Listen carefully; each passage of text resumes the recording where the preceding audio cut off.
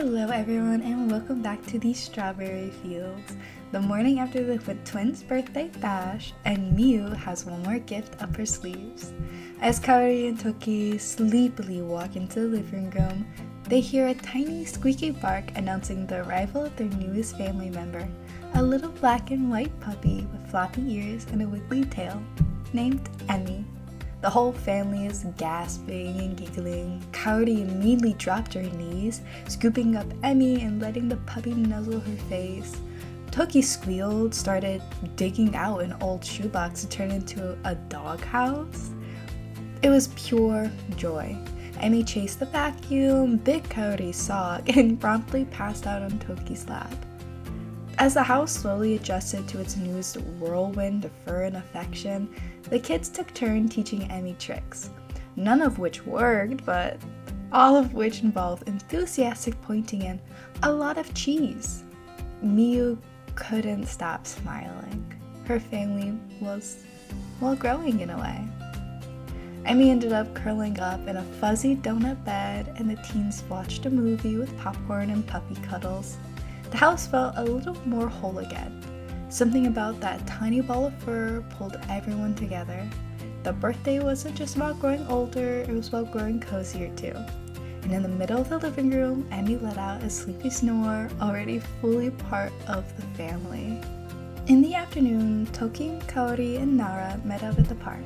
The three girls had quickly claimed a picnic table under the shade of a leafy oak tree and scattered their snacks and stacks of rainbow gel pens across it. Between sips of juice boxes and dramatic reenactment of school gossip, they giggled their way through an hour of sunshine and silly dares. Nara dared Tokie to do 5 cartwheels in a row. She made it a 3.5 before tumbling sideways into a patch of clovers. After catching their breath and brushing off the grass, the twins each stepped aside to give Jordan a quick call. "Happy Father's Day!" They chirped into their phones in unison, making Nara laugh as they accidentally overlapped their calls. Jordan, from his new place, sounded touched and told them he missed them. It was short but warm exchange, and the twins hung up smiling, a little emotional but ready for the evening ahead. Back at home, the girls changed out of their grass-stained shorts and into their cutest dinner outfits. Akihito had finished up his shift and was taking the girls out for a cute little dinner. The air was still summer sweet as they walked in. Kaori linked onto Tokie, who whispered that she could tell something was up because Akihito kept fixing his collar and wiping his hands on his pants.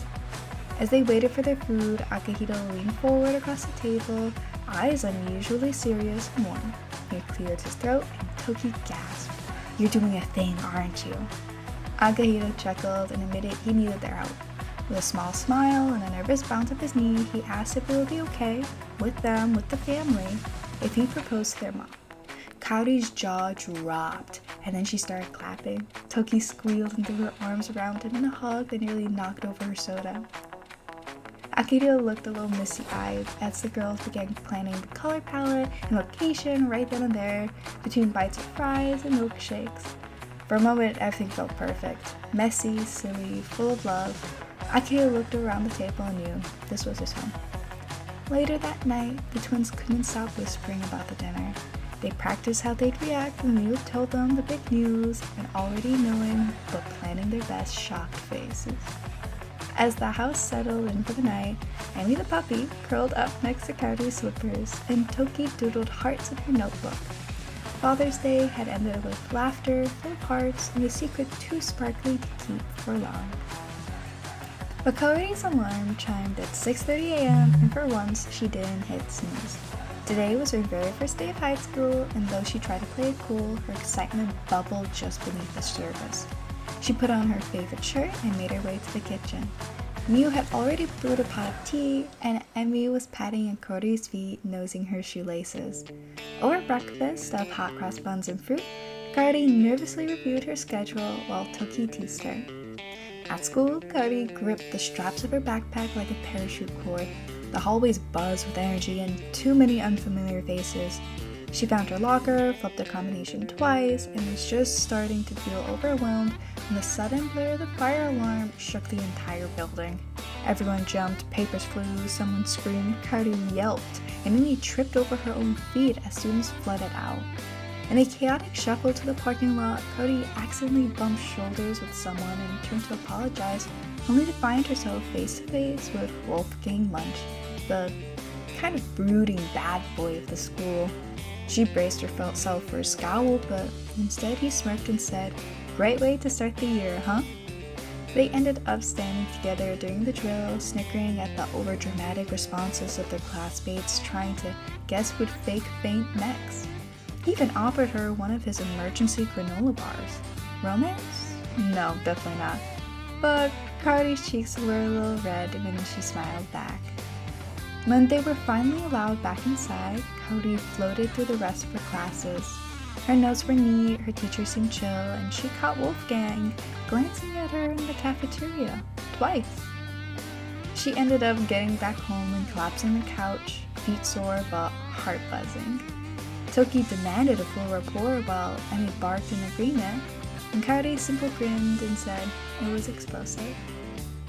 As the sun shined golden, Kaori and Tokie decided that homework absolutely could not be done indoors. Armed with their backpacks, some tea, and a questionable number of stickers, the twins set up camp at a picnic table in the park. Emmy curled beneath the bench, already dozing off as Kaori began solving math problems, and Tokie attempted to decipher a very confusing science worksheet. Kaori chewed on her pencil like it personally offended her and muttered something about algebra being invented to ruin her life.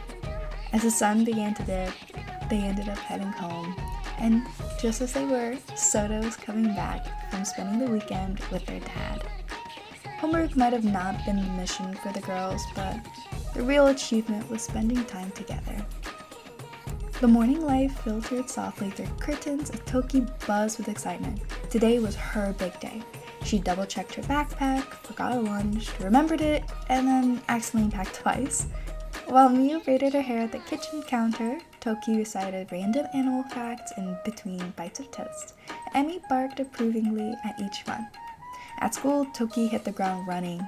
Within minutes, she made 2 new friends by dramatically pretending to faint when she saw the cafeteria menu.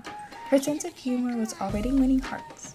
During science, she confidently answered a question with probably aliens, which earned both a confused look from the teacher and an invitation to a lunchtime club with a fellow goofball. Her social battery was thriving, and her pencil already broke twice. The library was where things took a turn. Tokie wandered in, found a book on ancient lizard societies, and immediately decided it was too important to leave behind. She attempted to check it out, but the line was so long, and she panicked and shoved it in her bag. It wasn't exactly theft. She was going to bring it back. Probably.